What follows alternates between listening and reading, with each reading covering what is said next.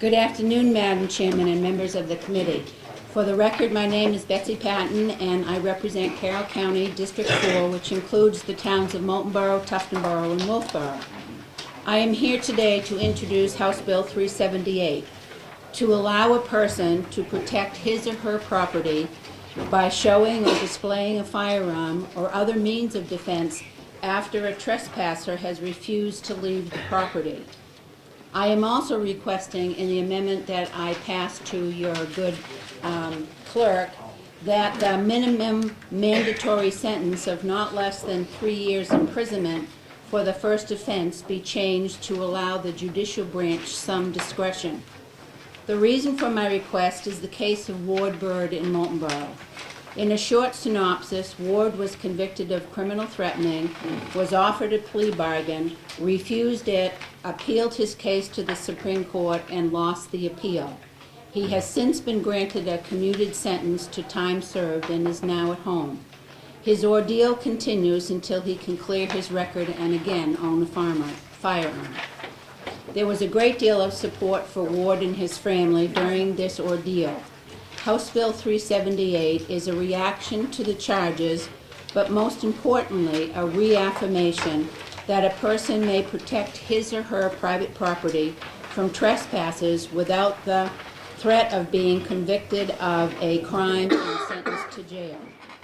On lines, I don't know if Representative Sharon, have you passed out the amendment? Okay, if you look at the amendment on lines 14 and 15, the word mandatory has been deleted since the word change from shall to may on line 14 takes away the mandatory sentence. I ask that you look favorably on this bill, vote it ought to pass as amended, and restore the fact that our private property can be protected with our firearms. Thank you for the opportunity to testify before you this afternoon.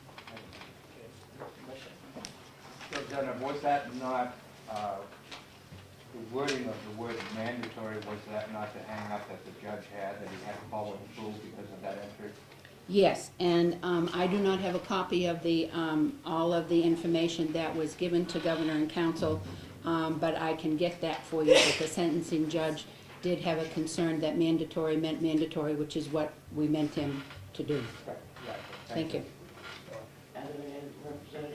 Thank you, Madam Chair. Do you feel it is appropriate for any offense to carry a mandatory sentence, or do you think that there are some situations where that's better not to have the judge have discretion? I would leave that in the expertise of this committee. I am from municipal and county government, and I don't honestly have a clue what should or should not be mandatory. You guys know better than I do. Any other questions?